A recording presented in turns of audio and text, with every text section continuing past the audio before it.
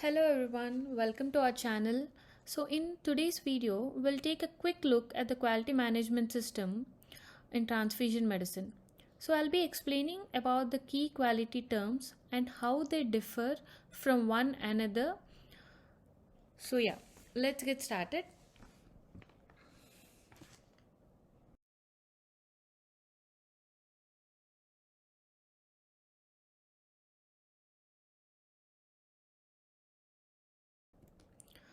The Indian scenario has made a significant advances for control and prevention of AIDS over the last decade.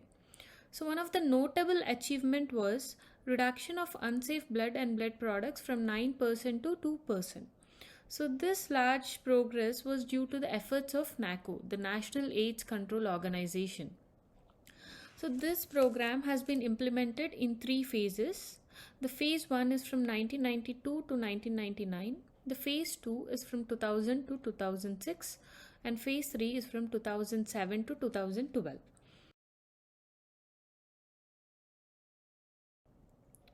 So during phase 1, the NACO program, which ran from 1992 to 1999, so one of the key focus in this phase was infrastructure development. And apart from this effort, the National Blood Transfusion Council was also established in the year 1996. So this National Blood Transfusion is responsible for overseeing the collection, the screening, testing, the processing, storage and distribution of blood and blood products in India. This council also works to ensure that all the blood bank and transfusion centers they follow SOP to ensure a safety and quality of the blood products. So in phase 2, they have expanded and built up blood safety activities.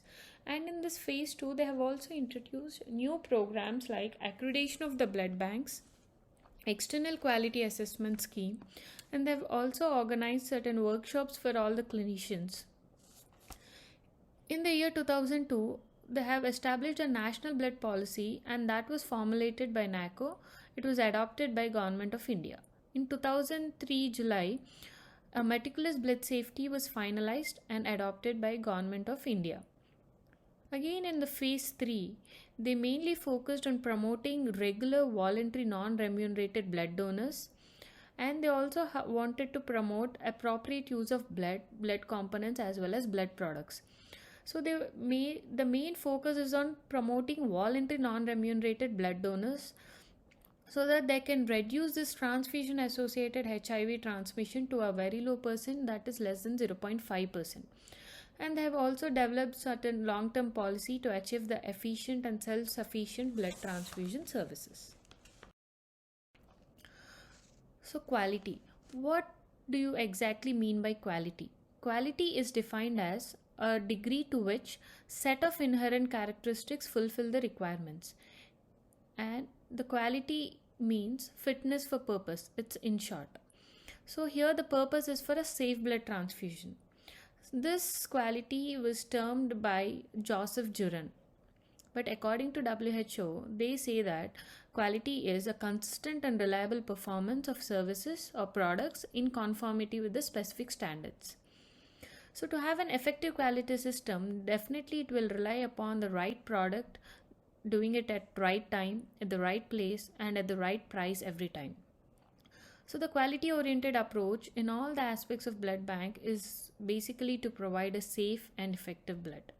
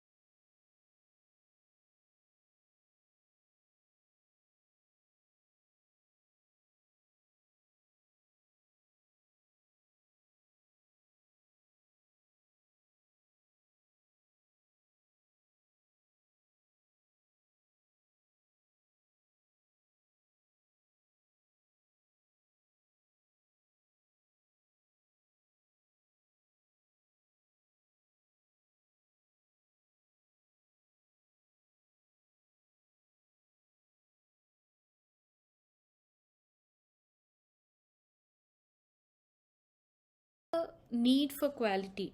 So the quality of blood bank is directly influenced by the blood transfusion chain from vein to vein. So each step in this transfusion chain will affect the quality and safety of the blood product, right from decision to transfusion to the hemovigilance.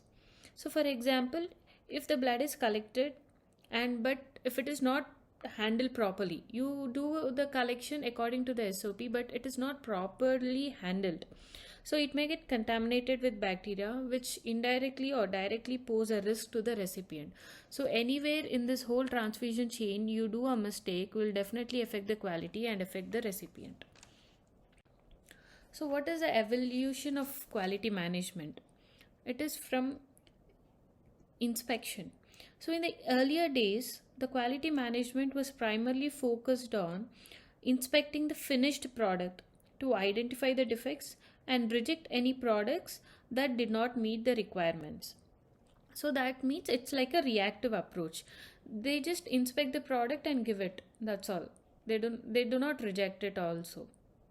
But later on it has evolved to quality control, then quality assurance, then total quality management system. So we'll go in detail in the further slides. So what is quality control? Quality control is defined as a part of quality management system which mainly focused on fulfilling the quality requirements.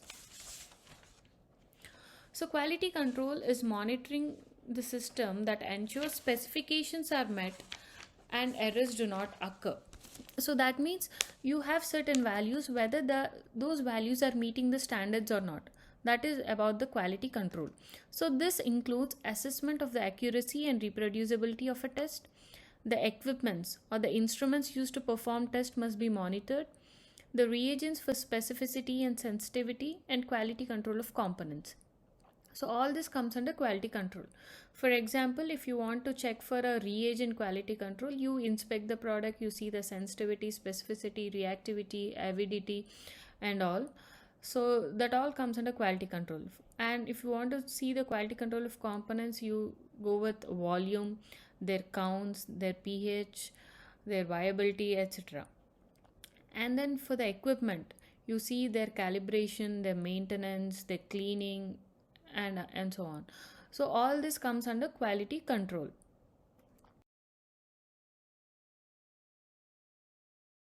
Next is quality assurance. Quality assurance is also a part of quality management system. It will provide a confidence that quality requirements will be fulfilled or not.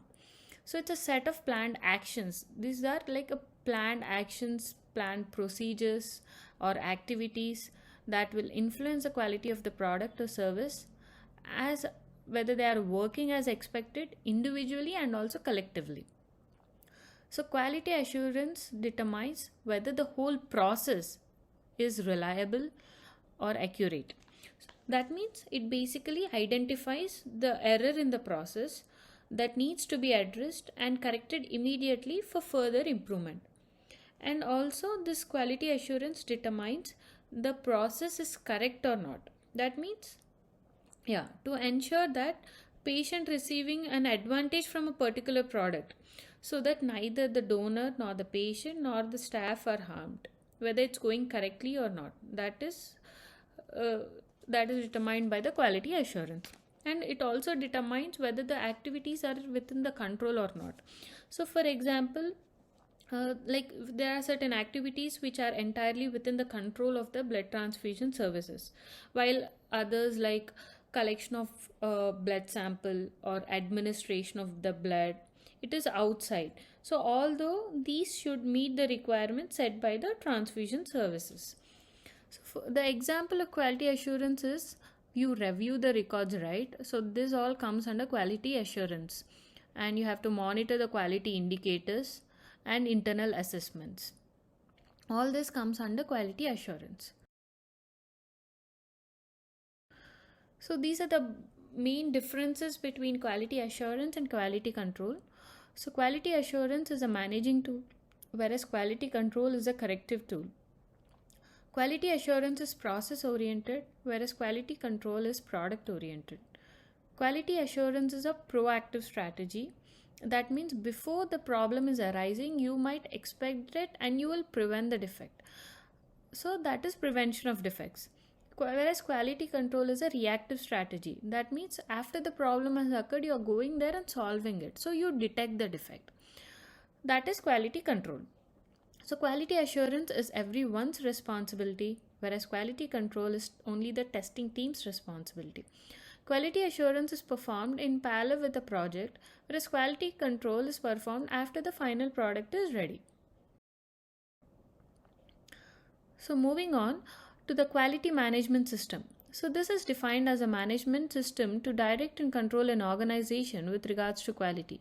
So a QMS provides a framework for applying quality principles and practices uniformly across all the blood bank. So it's a set of policies, procedures, process designed to ensure that blood bank consistently delivers high quality products and services that meet customer and the regulatory requirements. So this is a hierarchy. So like initially is a quality system. That means quality system is a structure, organizational structure, which includes a process, procedures, resources need to implement the quality management. Whereas quality assurance is a planned or a systemic activities that were implemented within the quality system, which will provide confidence that requirements for quality will be fulfilled. Whereas quality control are the techniques, the operational techniques and the activities used to fulfill the requirements for quality. Coming to the stakeholders of QMS, in order to achieve the quality objective, there are the stakeholders for implementation of quality management system in the blood bank. The first and foremost is the NACO, National Blood Transfusion Council, SACS, and SBTC. They help by taking an initiative and they drive for improving the quality in blood banks the countrywide. Then comes the head of the institution. They provide us with the administrative and the financial support. Then drug controller. They ensure regulatory requirements are fulfilled by the blood banks before grant of the license. Like before they issue the license, they ensure that all the regulatory requirements are fulfilled. Then comes the training centers. The training centers also help in quality management system by providing infrastructure and resources for imparting knowledge. And the blood bank in charge and staff. They take a management commitment, they make an action plan and motivate blood bank staff to do all the process within the controlled requirements. Then the last but not least, the donor community by promoting voluntary blood donation for a safe blood.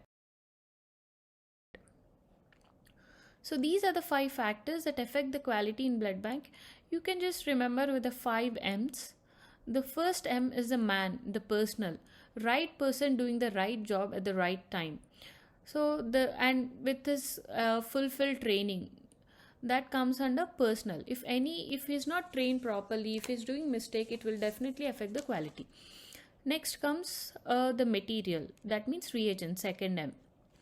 So the reagents are appropriately stored at certain temperatures so that they are not expired or they are not deteriorated.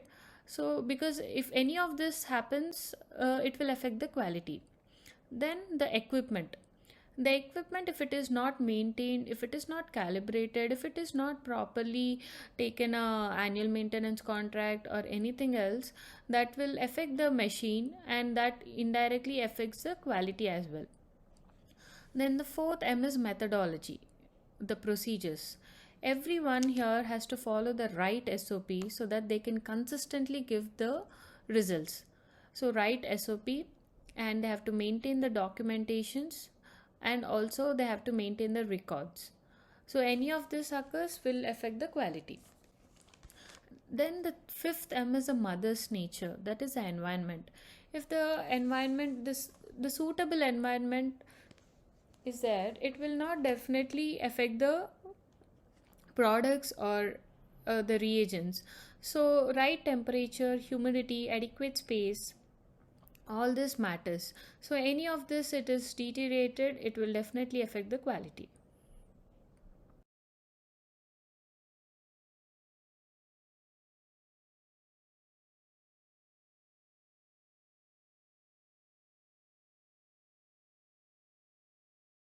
These are the basic elements that constitute QMS.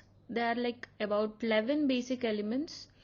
that is organization and management, accommodation and environment, personal, equipment, external services, supplies and reagents, process control, identification of deviations and adverse events, documentation and document control, internal audit and management review, external quality assurance, and performance improvement.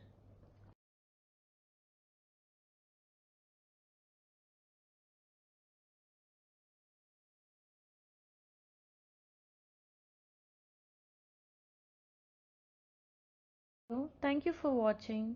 Don't forget to subscribe. See you in the next one. Bye bye.